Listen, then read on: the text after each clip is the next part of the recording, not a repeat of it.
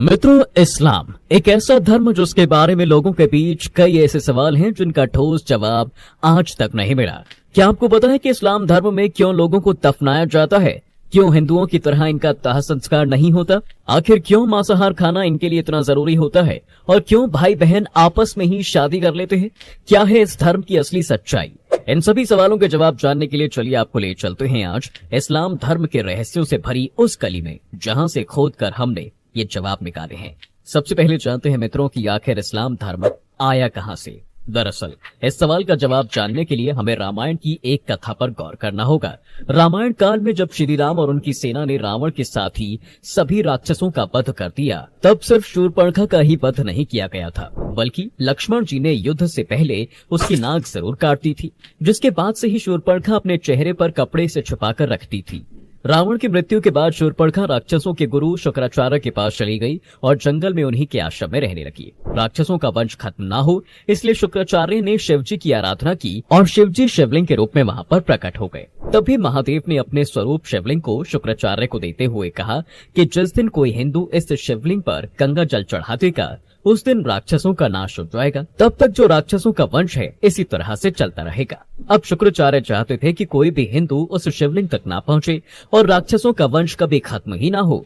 इसलिए डर की वजह से शुक्राचार्य ने उस शिवलिंग को हिंदुओं से दूर रेगिस्तान में स्थापित कर दिया, जो आज अरब के मक्का मदीने में स्थित है। और इसलिए कहा जाता है कि मक्का मदीना में एक शिवलिंग भी है जिस पर गंगा जल चढ़ाने से पृथ्वी की पूरी तरह से काया पलट हो जाएगी। तभी तो किसी हिंदू की मक्का मदीना में एंट्री बैन है। इसके पीछे भी एक कारण है। असल में ऐसा कहा जाता है कि अगर कोई भी हिंदू मक्का मदीना में इस शिवलिंग पर गंगा जल डालेगा तो शूर्पणखा के वंशों की पूरी तरह से विनाश हो जाएगा। अच्छा, बात करते हैं दोस्तों शूर्पणखा के वंशजों में महिला मुंह क्यों ढकती है। असल में उस समय जो शूर्पणखा अपने चेहरे ढककर रखती थी, उसकी परंपरा पूरी तरह से वंशों ने निभाई है। आज भी इस्लाम धर्म को मानने वाली औरतें अपना चेहरा ढककर रखती हैं। आपको जानकर हैरानी होगी कि ये वंशज कोई और नहीं बल्कि मुसलमान ही है, क्योंकि शुक्राचार्य ने उन्हें वरदान दिया था। इसलिए इनके लिए शुक्रवार का दिन बहुत खास होता है, जिसे वो लोग जुम्मा कहते हैं। अच्छा, अब आप लोग सोच रहे होंगे कि आखिर इस्लाम पैदा हुआ कैसे और क्यों मुसलमान लोग अपने मृत परिवार वालों को दफना देते हैं। असल में मित्रों, इस्लाम धर्म की जिन्होंने स्थापना की थी वो मोहम्मद जी अरब के वासी थे।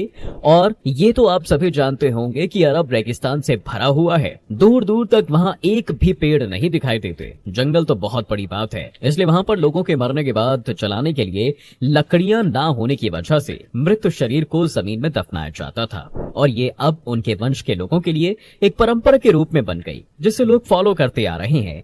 वहीं आपने देखा होगा कि मुसलमान मर्द अपने सिर पर गोल टोपी पहनते हैं। इसके पीछे भी एक कारण है। असल में अरब के लोग तेज धूप में रेगिस्तान में सफर करते थे, जिस वजह से वहां पर लोग अपने सिर को ढकने के लिए टोपी पहनते थे, ताकि वो खुद को धूप और भीषण गर्मी से बचा सके। पर आज वो एक प्रथा बन गई है जो मुसलमान लोग फॉलो करते हैं। वहीं दोस्तों, एक और जहां सनातन धर्म हर दूसरी स्त्री को माँ और बहन की नजर से देखने को कहता है, तो इसके ठीक उल्टा इस्लाम में सिर्फ अपनी सगी बहन को ही बहन माना जाता है। यानी कि ये लोग अपने मामा, ताऊ, चाचा और बुआ के बच्चों से आपस में शादी कर लेते हैं। पर सोचने वाली बात है कि आखिर ऐसा क्यों है। मित्रों, हिंदू धर्म में भाई बहन का रिश्ता बहुत पवित्र माना गया है। इसलिए इस रिश्ते को लेकर शादी तो क्या, गंदी नीयत रखना भी पाप है। ये एक ऐसा पाप है जिससे पूजा पाठ, जाप, तपस्या, दान आदि करके भी मुक्ति नहीं पाई जा सकती। सनातन धर्म में सगी बहन के अलावा भी अगर आपने किसी लड़की को बहन का दर्जा दे रखा है तो शादी तो क्या, आप उसकी तरफ गंदी सोच भी नहीं रख सकते।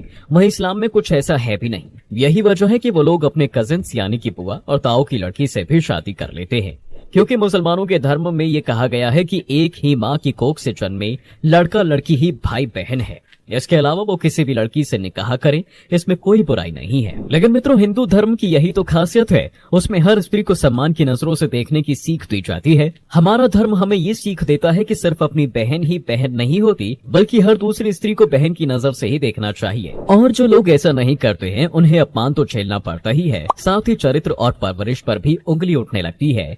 इसलिए सनातन धर्म में बुआ, ताऊ, चाचा, मामा किसी की भी लड़की से शादी नहीं की जाती, क्योंकि इनकी लड़कियां भी बहन होती हैं और हमारे शास्त्रों में बहन और भाई की शादी एक दूसरे से ना करने की एक नहीं बल्कि कई कारण दिए गए हैं। शास्त्रों के अनुसार मित्रों, भाई बहन एक ही गोत्र के होते हैं और हमारे धर्म में एक गोत्र में शादी करना गलत बताया गया है।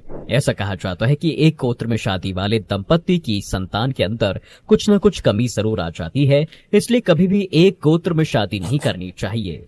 आपको बता दें कि हिंदू धर्म में जब लड़का लड़की की शादी की जाती है तो एक नहीं बल्कि 3 गोत्र छोड़कर की जाती है, जो है माता, पिता और दादी। इन तीनों के गोत्र छोड़ने के बाद जो भी अन्य गोत्र मिलता है उससे शादी की बात चलाई जाती है। यानी कि इस कारण के चलते भाई बहन की शादी एक दूसरे से होना असंभव है, क्योंकि ऐसे विवाह को किसी भी रूप में स्वीकार नहीं किया जाता। अब मित्रों, वैसे इस तर्क को सही साबित करने के लिए ये भी कहा जाता है कि पास की रिश्तेदारी में शादी करने से बच्चों के अंदर जो जीन्स बनते हैं उसमें कुछ ऐसी कमी आ जाती है जिससे उनके होने वाले बच्चों का विकास सही से नहीं हो पाता। वैसे तो ये सब आप जानते हैं कि बच्चे हमेशा अपने बड़ों से ही सीखते हैं, यानी कि हम सनातनी आज जो भी कुछ जानते हैं वो हमारे पूर्वजों द्वारा दिया गया ज्ञान ही है। हमारे ऋषियों, मुनियों, तपस्वियों और महर्षियों ने हमें ही ये बताया है कि पराई स्त्री को बहन या माँ की नजर से देखना चाहिए, हर स्त्री का आदर करना चाहिए। यही वजह है कि हम उनके दिखाए रास्ते पर आज भी चल रहे हैं। वही बात अगर इस्लाम धर्म की करें तो इसका जन्म आज से करीब 1400 साल पहले मक्का मदीना शहर में हुआ था। बता दें कि मदीना के पैगंबर माने जाने वाले पैगंबर मोहम्मद साहब वो शख्स थे जिन्होंने इस्लाम की पहली नींव रखी। इसके बाद उन्होंने बहुत से लोगों को इस धर्म में शामिल करके इसका प्रचार प्रसार किया। मक्का के बाद मदीना में इस्लाम धर्म का प्रचार बहुत तेजी से हुआ, जिसके बाद पैगंबर मोहम्मद ने ही अल्लाह के उपदेशों को सारी दुनिया में फैलाया, जिसके चलते जो ज्ञान का रास्ता मुसलमानों को दिखाया गया उस पर वो आज तक चल रहे हैं और अपने ही कजिन्स भाई बहन से शादी भी कर रहे हैं। वैसे क्या आप ये जानते हैं दोस्तों, हमारे सनातन धर्म में दूसरी जाति में शादी करना बिल्कुल सही नहीं माना जाता। कहते हैं जब आप किसी दूसरी जाति के लड़के या लड़की से शादी करते हो तो 2 अलग जाति वाले मूल गुणों का मिलन होता है। इससे आपके जो मूल गुण होते हैं उसका नाश हो जाता है। इतना ही नहीं, इससे भविष्य में आपके पूरे कुल का नाश होने का भी खतरा रहता है, क्योंकि इंटरकास्ट मैरिज से जो संतान होती है वो वर्ण संकर होती है और उसे पितरों और तर्पण का अधिकार नहीं होता। और ये तो आप जानते ही होंगे कि हमारे हिंदू धर्म में तर्पण का कितना महत्व है, इसलिए जाति विवाह परंपरा मूल गुणों की रक्षा के लिए बहुत जरूरी माना गया है।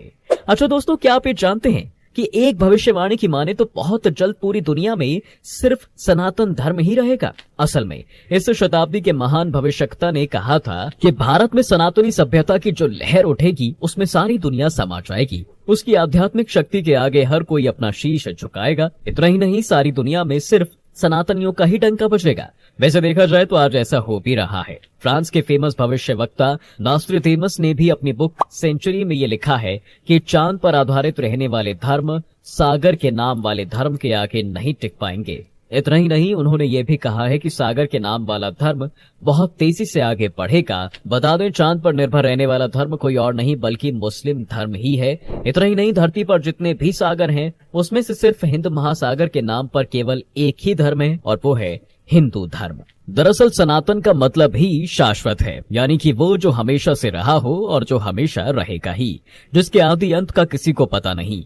भारत की बात करें तो यहाँ 15% लोग ऐसे हैं जो इस्लाम धर्म को मानते हैं और 85% ऐसे हैं जो गैर इस्लामिक हैं। लेकिन ये 15% लोग बाकी लोगों को लाउड स्पीकर पर ये जोर जोर से सुनाते हैं कि मेरा ही अल्लाह महान है, और जो लोग इसे नहीं मानते वो हमारे दुश्मन है। पर कितने सौभाग्य की बात है कि हमारा जन्म सनातन धर्म में हुआ है, जहाँ की ताकत ही अनेकता में एकता है। हमारा हिंदू धर्म ये नहीं कहता कि भगवान को ना मानने वाले बुरे हैं, बल्कि यहाँ तो अपने विचारों को रखने की खुली आजादी है। इतना ही नहीं, यहाँ के ग्रंथ ही सवालों से शुरू होते हैं।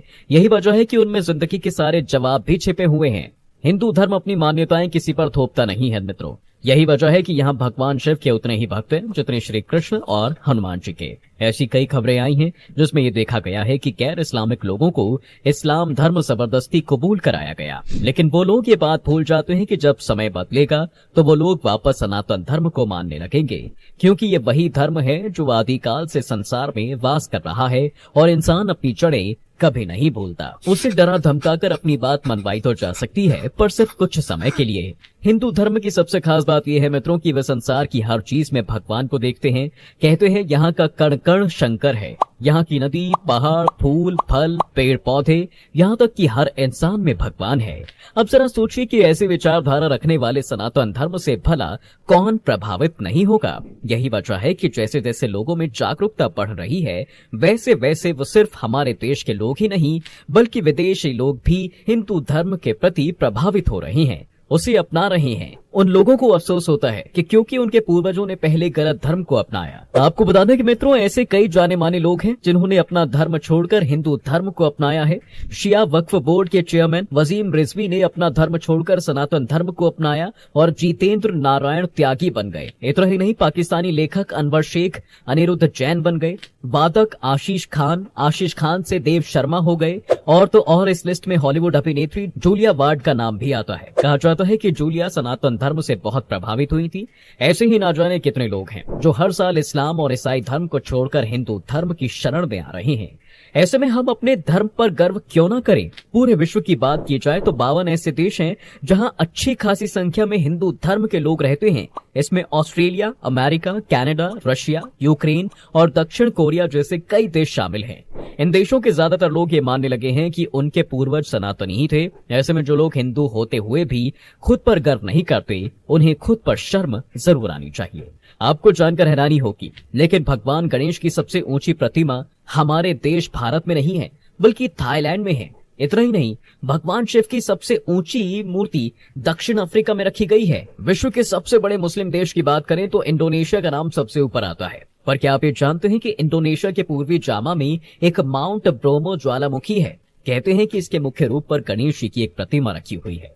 मित्रों, मान्यताओं के अनुसार वहां रहने वाले लोगों के लिए भगवान गणेश की ये मूर्ति बहुत खास महत्व रखती है, क्योंकि लोगों का कहना है कि भगवान गणेश ही हैं जो इस भीषण ज्वालामुखी से हमेशा उनकी रक्षा करते आ रहे हैं। इतना ही नहीं, इंडोनेशिया के नोट पर भी गणेश की फोटो बनी हुई है। यानी कि ये कहना गलत नहीं होगा कि लोग आज चाहे दुनिया के किसी भी देश में रह रहे हों, लेकिन सनातन सभ्यता और परंपरा आज भी उनके अंदर जिंदा है।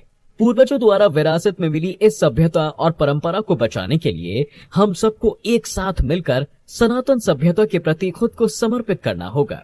तो मित्रों, आज की वीडियो में फिलहाल बस इतना ही।